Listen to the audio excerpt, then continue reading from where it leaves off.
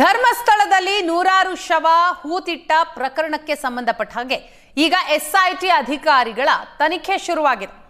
ಶವಗಳ ರಹಸ್ಯವನ್ನ ಬಯಲು ಮಾಡುತ್ತಾ ಹಾಗಾದ್ರೆ ಎಸ್ಐಟಿ ಧರ್ಮಸ್ಥಳದಲ್ಲಿ ನೂರಾರು ಶವ ಹೂತಿಡಲಾಗಿದೆ ಅನ್ನುವಂತಹ ಆರೋಪದ ಹಿನ್ನೆಲೆಯಲ್ಲಿ ರಾಜ್ಯ ಸರ್ಕಾರ ಒತ್ತಡದ ಮೇರೆಗೆ ಎಸ್ಐಟಿ ತನಿಖೆಗೆ ಆದೇಶವನ್ನ ನೀಡಿದೆ.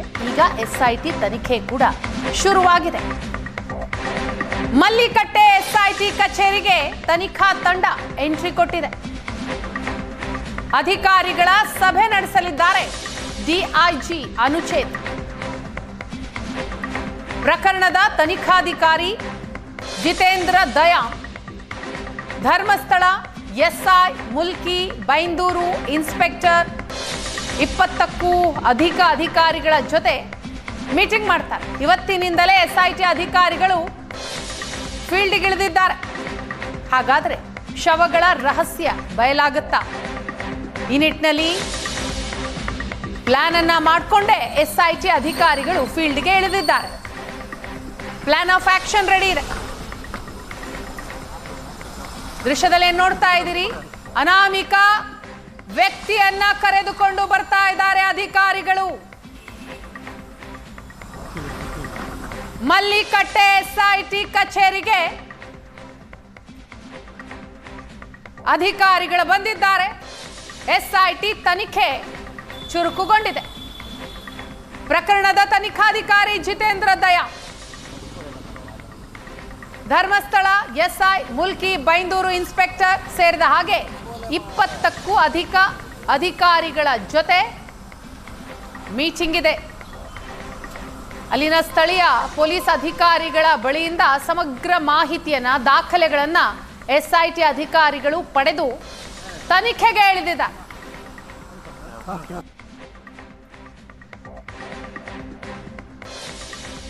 ಮಲ್ಲಿಕಟ್ಟೆಯಲ್ಲಿಯೇ ಎಸ್ಐಟಿ ಒಂದು ಕಚೇರಿಯನ್ನ ತೆರೆದಿದೆ. ಅನುಚೇತ್ ಅವರು ಬರ್ತಾ ಇದ್ದಾರೆ. ಅನುಚೇತ್ ಅವರು ಇಲ್ಲಿಂದಲೇ ಕಾರ್ಯವನ್ನ ನಿರ್ವಹಿಸ್ತಾರೆ. ಬೆಳ್ತಂಗಡಿಯಲ್ಲಿ ಒಂದು ಎಸ್ಐಟಿ ಕಚೇರಿ ಹಾಗೂ ಮಂಗಳೂರಿನ ಮಲ್ಲಿಕಟ್ಟೆಯಲ್ಲಿ ಒಂದು ಎಸ್ಐಟಿ ಕಚೇರಿಯನ್ನ ತೆರೆಯಲಾಗಿದೆ. ಅಲ್ಲಿಂದಲೇ ಅಧಿಕಾರಿಗಳು ಕೆಲಸವನ್ನ ಮಾಡ್ತಾರೆ. ಧರ್ಮಸ್ಥಳದಲ್ಲಿ ಹಲವಾರು ವರ್ಷಗಳಿಂದ ನೂರಾರು ಶವಗಳನ್ನ ಹೂತಿಡಲಾಗಿದೆ ಅಂತ ಅನಾಮಿಕ ಕೊಟ್ಟಂತಹ ದೂರು. ಆ ದೂರಿನ ಹಿನ್ನೆಲೆಯಲ್ಲಿ ಎಸ್ಐಟಿ ತಂಡ ರಚನೆ ಆಗಿದೆ. ಎಸ್ಐಟಿ ಅಧಿಕಾರಿಗಳೀಗ ಕಾರ್ಯಪ್ರವೃತ್ತರಾಗಿದ್ದಾರೆ. ಎಸ್ಐಟಿ ಕಚೇರಿಗೆ ಅನಾಮಿಕ ವ್ಯಕ್ತಿಯನ್ನ ಕರೆತರಲಾಗಿದೆ. ಆತನ ವಿಚಾರಣೆ ಆಗುತ್ತೆ. ವಿಚಾರಣೆಯ ಸಂದರ್ಭದಲ್ಲಿ ಆತ ಹೇಳುವಂತಹ ಮಾಹಿತಿಗಳು, ಅದರ ಆಧಾರದ ಮೇಲೆ ಅಧಿಕಾರಿಗಳು ಮುಂದಿನ ತನಿಖೆಯನ್ನ ಮಾಡ್ತಾರೆ. ಎಲ್ಲೆಲ್ಲಿ ಶವವನ್ನ ಹೂತಿಡಲಾಗಿದೆ ಅನ್ನೋದರ ಬಗ್ಗೆ ದೂರು ಕೊಟ್ಟಿದ್ದಾನೆ ನಿಜ, ಆದರೆ ಆ ಬಗ್ಗೆ ಆತನಿಂದ ಸಮಗ್ರವಾದಂತಹ ಮಾಹಿತಿಯನ್ನ ಪಡೆದುಕೊಂಡು ಅದಾದ ನಂತರ ಸ್ಥಳ ಪರಿಶೀಲನೆ ಕೂಡ ಆಗತ್ತೆ. ಈಗ ಅನಾಮಿಕ ವ್ಯಕ್ತಿಯನ್ನ ವಿಚಾರಣೆಗೆ ಅಂತ ಮಲ್ಲಿಕಟ್ಟೆಯ ಎಸ್ಐಟಿ ಕಚೇರಿಗೆ ಅಧಿಕಾರಿಗಳು ಆತನನ್ನ ಕರೆತಂದಿದ್ದಾರೆ. ಡಿಐಜಿ ಅನುಚೇತ್ ಸಮ್ಮುಖದಲ್ಲಿ ವಿಚಾರಣೆ ಆಗತ್ತೆ. ವಿಡಿಯೋ ದಾಖಲೀಕರಣ ಮಾಡಲಾಗತ್ತೆ. ಅದಕ್ಕೆ ಈಗಾಗಲೇ ಎಲ್ಲ ಸಿದ್ಧತೆಯನ್ನ ಅಧಿಕಾರಿಗಳು ಮಾಡಿಕೊಂಡಿದ್ದಾರೆ. ಆತ ಏನ್ ಹೇಳ್ತಾನೆ ಅನ್ನೋದು ಬಹಳ ಇಂಪಾರ್ಟೆಂಟ್. ಅನಾಮಿಕನ ವಿಚಾರಣೆಯಿಂದ ಹಾಗಾದ್ರೆ ರಹಸ್ಯ ಏನು ಅನ್ನೋದು ಬಯಲಾಗತ್ತಾ? 10 ವರ್ಷಗಳಿಂದ ಶವಗಳನ್ನ ಹೂತಿಡಲಾಗಿದೆ. ನಿಗೂಢ ಶವಗಳು. ಅದರ ಬಗ್ಗೆ ತನಿಖೆ ಆಗಬೇಕು.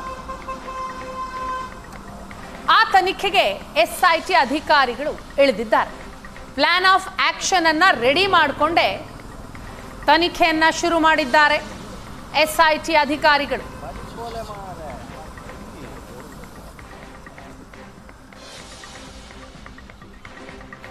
ಈ ಬಗ್ಗೆ ಮಾಹಿತಿಯನ್ನ ಪಡೆದುಕೊಳ್ಳೋಣ. ನಮ್ಮ ಪ್ರತಿನಿಧಿ ಶಶಿಧರ್ ಮಾಸಿಬೈಲು ಇದೀಗ ನಮ್ಮ ಜೊತೆ ಸಂಪರ್ಕದಲ್ಲಿದ್ದಾರೆ.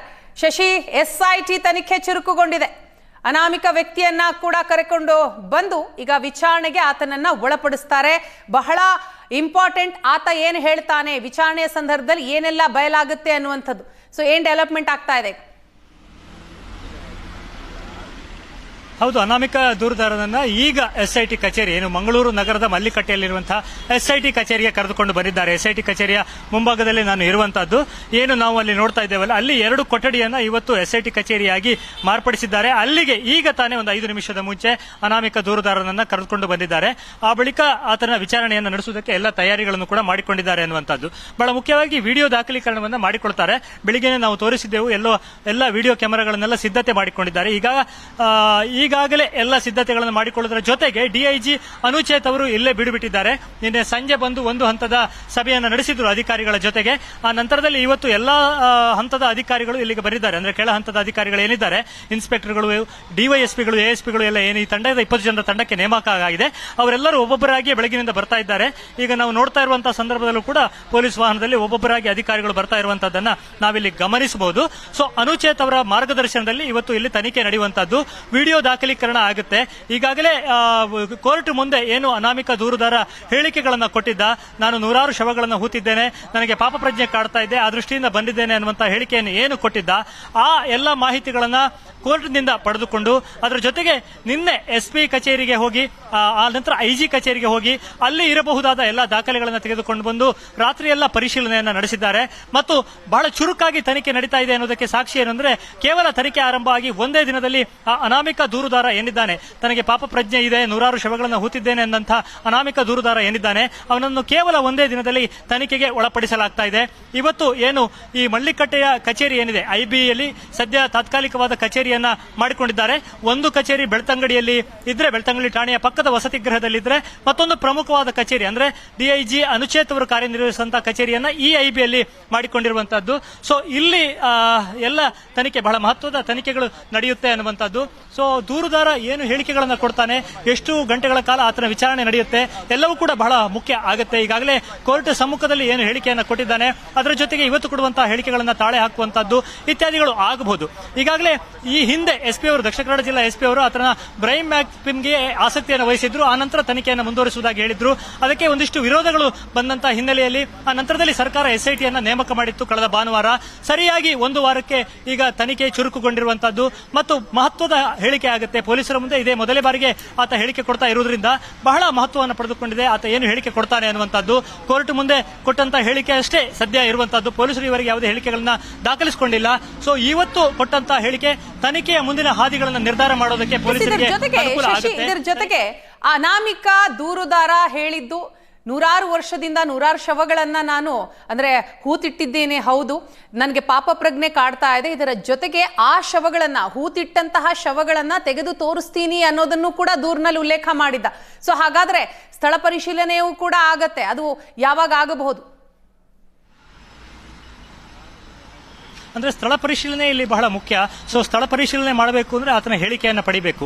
ಈಗಾಗಲೇ ಆತ ಒಂದು ಕಳೆ ಬರಹವನ್ನ ಏನು ಪೊಲೀಸರ ಮುಂದೆ ಹಾಜರು ಪಡಿಸಿದ್ದಾನೆ, ಅದೇ ರೀತಿ ಎಲ್ಲೆಲ್ಲ ಶವಗಳನ್ನು ಹೂತಿದ್ದೇನೆ ಅನ್ನುವುದಕ್ಕೆ ದಾಖಲೆಗಳನ್ನು ಕೊಡುವುದಕ್ಕೆ ನಾನು ಸಿದ್ಧರಿದ್ದೇನೆ ಅನ್ನಂತ ಹೇಳಿಕೆಯನ್ನ ಕೊಟ್ಟಿರುವಂತಹ ಹಿನ್ನೆಲೆಯಲ್ಲಿ ಇವತ್ತು ಏನೆಲ್ಲ ಹೇಳಿಕೆಗಳನ್ನ ಪೊಲೀಸರು ತಗೋತಾರೆ, ಆ ನಂತರ ತನಿಖೆಯ ಒಂದು ಸ್ಥಳ ಪರಿಶೀಲನೆ, ಮಹಜರು ಇತ್ಯಾದಿಗಳನ್ನ ಹೇಗೆ ನಡೆಸಬೇಕು ಅನ್ನೋದನ್ನ ತೀರ್ಮಾನ ಮಾಡ್ತಾರೆ. ಸೊ ಆ ದೃಷ್ಟಿಯಿಂದ ಎಲ್ಲಾ ದೃಷ್ಟಿಯಲ್ಲೂ ಕೂಡ ತನಿಖೆಯ ಒಟ್ಟು ಹಾದಿಗಳನ್ನು ನಿರ್ಧರಿಸುವ ಎಲ್ಲಾ ದೃಷ್ಟಿಕೋನದಿಂದ ಇವತ್ತು ಆತ ಕೊಡುವಂತಹ ಹೇಳಿಕೆ ಬಹಳ ಮುಖ್ಯ ಆಗುತ್ತೆ. ಈಗಾಗಲೇ ಕೋರ್ಟ್ ಮುಂದೆ 1.5 ಗಂಟೆಗಳ ಹೇಳಿಕೆಯನ್ನೇನು ದಾಖಲಿಸಿದ್ದಾನೆ, ಅದೇ ರೀತಿಯ ಹೇಳಿಕೆಗಳು ಇಲ್ಲಿ ಒಂದು ಅದನ್ನ ಪರಿಶೀಲನೆ ಮಾಡೋದಕ್ಕೆ ಅವಕಾಶ ಆಗುತ್ತೆ ಇವತ್ತು.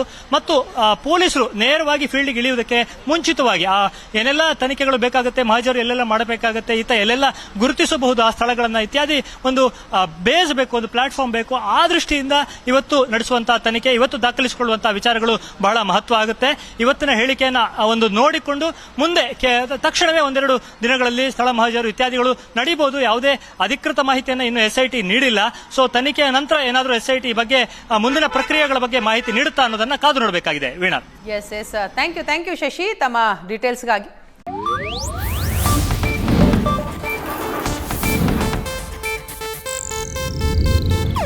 ಇದು ಏಷ್ಯಾನೆಟ್ ನ್ಯೂಸ್ ನೆಟ್ವರ್ಕ್ ಪ್ರಸ್ತುತಿ.